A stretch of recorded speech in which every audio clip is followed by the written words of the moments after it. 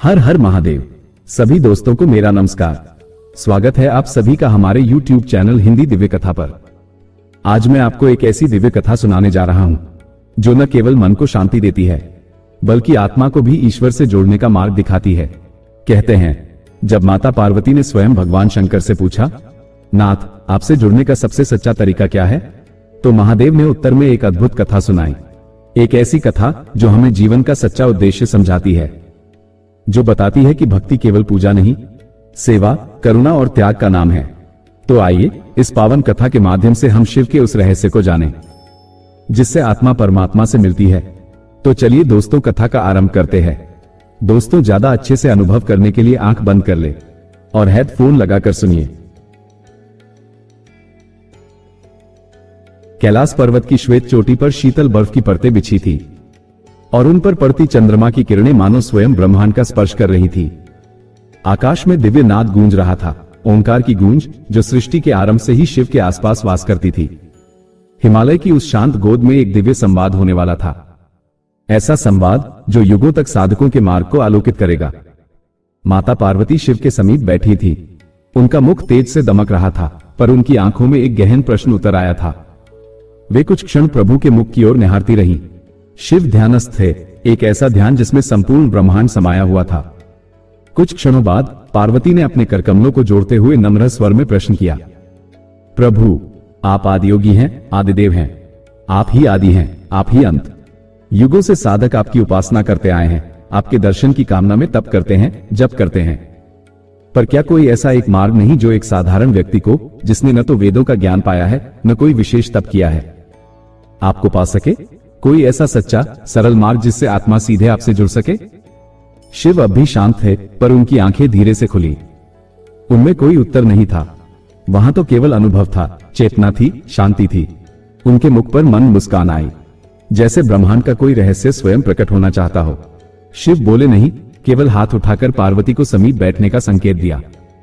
फिर उन्होंने धीरे से कहा, हे पार्वती, प्रश्न बड़ा है, उत्तर शब्दों में नहीं समा सकता, पर एक कथा है जिसे सुनकर तुम स्वयं अनुभव करोगी कि सत्य क्या है। शिव ने कहना आरंभ किया, बहुत समय पहले की बात है। धरती के एक कोने में बसा था एक गांव, विरक्तपुर। छोटा सा गांव, पर बड़ा ही सरल और सच्चा। वहां के लोग खेती करते थे, जीवन में कोई विशेष विलासिता न थी, पर आत्मा में पवित्रता थी।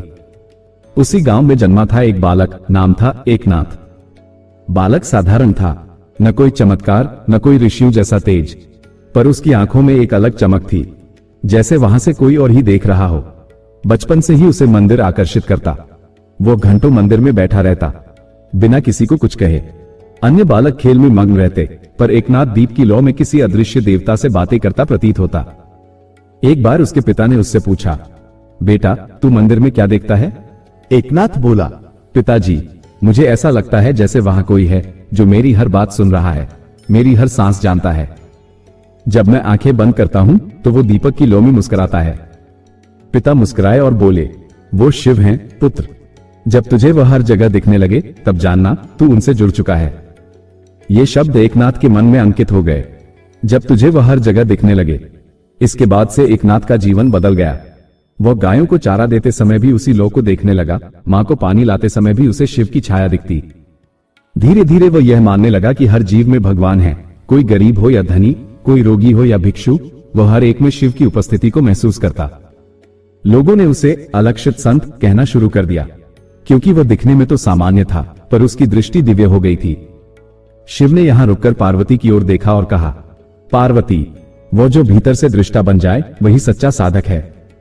और यही था एकनाथ, जिसने भक्ति को केवल पूजा में नहीं बल्कि जीवन के हर कर्म में ढाल लिया था। पार्वती मौन थी, पर उनके हृदय में एक अद्भुत कंपन था, जैसे कथा में केवल शब्द नहीं, चेतना बह रही थी। शिव मुस्कुराए और बोले, ये तो प्रारंभ है, अब जानो उसकी यात्रा, जहां उसकी भक्ति को परीक्षा के पथ पर उतारा गया। कैलाश पर्वत की शांत वादी में बैठे भगवान शिव ने कथा को आगे बढ़ाया। पार्वती अब पूरी तरह कथा में डूब चुकी थी। शिव ने मुस्कुराते हुए कहना शुरू किया, पार्वती, जब किसी के भीतर सच्ची भक्ति का बीज अंकुरित होता है तो प्रकृति स्वयं उसकी परीक्षा लेने चल पड़ती है। यही परीक्षा तय करती है कि वह साधक केवल भक्त है या ईश्वर का अंश बन चुका है। एकनाथ की परीक्षा भी अब प्रारंभ होने वाली थी। विरक्तपुर में सूखा पड़ गया। वर्षा महीनों से नहीं हुई थी।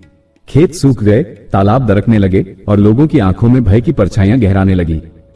गांव के लोग देवी देवताओं की पूजा करने लगे, परंतु कोई फल नहीं मिला। गांव का प्रधान एक वृद्ध विद्वान था। उसने कहा, यह संकट किसी अधर्म के कारण आया है।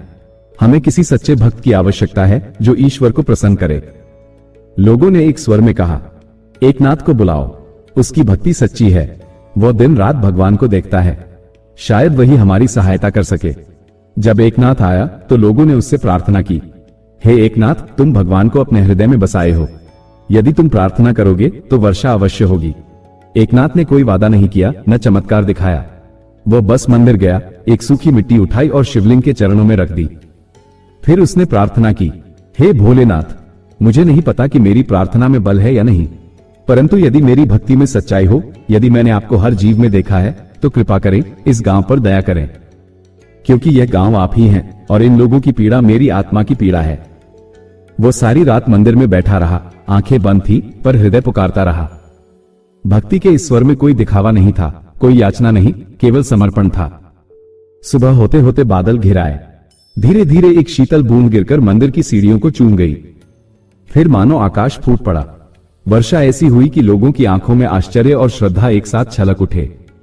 गांव वाले एकनाथ के पैरों में गिर पड़े, लेकिन एकनाथ ने बस इतना कहा, मैंने कुछ नहीं किया, जो बरसा वो मेरी प्रार्थना नहीं थी, वो उसकी कृपा थी जिसे हम सभी भूल चुके थे। मुझे मत पूजिए, ईश्वर को पहचानिए जो आप सभी के भीतर बैठा है। शिव ने यहां रुककर पार्वती की ओर देखा। देखो पार्वती, एकनाथ ने कभी यह दावा नहीं किया कि वह भगवान को जानता है। उसने कभी आडंबर नहीं रचा, कभी सिद्ध नहीं किया कि वह विशेष है, परंतु उसकी भक्ति इतनी गहरी थी कि प्रकृति ने उसकी पुकार सुन ली। भक्ति जब स्वार्थ से रहित होती है, जब उसमें केवल प्रेम होता है, तब वो प्रार्थना नहीं, स्वयं भगवान का स्वर बन जाती है। पार्वती की आंखों में श्रद्धा के भाव उभर आए। उन्होंने कहा, स्वामी, ये तो विलक्षण कथा है, लेकिन क्या ईश्वर हर किसी की ऐसी पुकार सुनते हैं? शिव मुस्कुराए और बोले, यदि पुकार हृदय से निकली हो और उसमें अहंकार का कोई अंश न हो, तो वो पुकार नहीं, शिवत्व का उदय होती है। अब सुनो एकनाथ की सबसे कठिन परीक्षा, जहां उसे चुनना पड़ा, संसार का मोह या शिव का सत्य। शिव शांत स्वर में कथा को आगे बढ़ाने लगे। पार्वती ध्यानमग्न थी, जैसे हृदय में ये कथा उतर रही हो। उमा, जब कोई भक्त शिव की ओर सच्चे भाव से बढ़ता है, तो एक दिन उसे सबसे कठिन मार्ग से गुजरना पड़ता है। त्याग का मार्ग, जहां न कोई पुरस्कार होता है, न प्रशंसा, केवल समर्पण। यही समर्पण उसे शिव से जोड़ता है। यही हुआ एकनाथ के साथ। एक दिन गांव में उत्सव मनाया जा रहा था। बारिश ने धरती को हरा भरा कर दिया था। लोग खुश थे। एकनाथ को सम्मानित करने की तैयारी हो रही थी। राजा ने संदेश भेजा कि वह स्वयं आकर एकनाथ को राज्य संत की उपाधि देगा और स्वर्ण मुद्राओं से सम्मानित करेगा। सारा गांव हर्षित था, पर एकनाथ मौन था। रात को उसने मंदिर में अकेले बैठकर भगवान से कहा, प्रभु, आप तो जानते हैं, मैंने कभी कुछ चाहा नहीं। अब जो ये सम्मान आ रहा है, वह मेरे भीतर अहंकार न भर दे, इसलिए आप ही मुझे मेरी परीक्षा में सफल करें। अगली सुबह जब वो नदी किनारे ध्यान में बैठा था, तभी एक स्त्री आई। उसका वस्त्र फटा हुआ था, गोद में एक रोता हुआ बालक था। वो बोली, हे एकनाथ, मेरा बच्चा भूख से मर रहा है। किसी ने कहा कि तू भगवान को जानता है, क्या भगवान भूखों को खाना नहीं देता? एकनाथ ने उसका चेहरा देखा और बिना कुछ कहे अपनी झोली से रोटियां निकाली और स्त्री को दे दी। स्त्री ने पूछा, ये तेरे लिए थी? एकनाथ मुस्कुराया, मेरे लिए नहीं थी, ये उसकी थी जो भूखा था। कुछ समय बाद एक व्यापारी आया। उसने कहा, एकनाथ जी, मेरे पास सैकड़ों गायें हैं, पर एक बछड़ा बीमार है। लोग कहते हैं कि आप में करुणा है, क्या आप उसकी सेवा कर सकते हैं? एकनाथ बिना झिझके चल पड़ा। कई दिन तक उसने बछड़े की सेवा की। जब बछड़ा ठीक हुआ, वो लौटकर मंदिर गया, पर वहां से राजा का संदेश लौट गया था। अब सम्मान किसी और को मिल चुका था। गांव वाले निराश थे।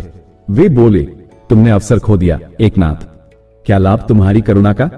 यदि राजा की कृपा मिलती तो पूरा गांव लाभान्वित होता। एकनाथ ने शांत भाव से कहा, राजा की कृपा समय से बंधी होती है, परंतु ईश्वर की कृपा प्रेम से बंधी होती है। वह कहीं भी किसी रूप में प्रकट हो सकती है। उसी रात जब वो मंदिर में बैठा, अचानक प्रकाश की तेज लहर उसके सामने प्रकट हुई। भगवान शिव स्वयं एक तेजस्वी रूप में प्रकट हुए। शिव बोले, एकनाथ, तूने सिद्ध कर दिया कि भक्ति केवल जप और ध्यान नहीं, करुणा, सेवा और समर्पण भी है। तूने भूखे को खाना दिया, रोगी की सेवा की और सम्मान का त्याग किया। इसलिए तू मुझसे जुड़ चुका है, न किसी उपाधि से, न किसी पूजा से, बल्कि उस प्रेम से जो तुझे हर प्राणी में मुझको देखने पर मजबूर करता है। एकनाथ ने हाथ जोड़ लिए। प्रभु, यदि आप मुझसे प्रसन्न हैं, तो मुझे कुछ नहीं चाहिए। बस इतना वर दीजिए कि मैं कभी किसी को अपने से छोटा न समझूं, क्योंकि हर प्राणी में केवल आप ही बसते हैं।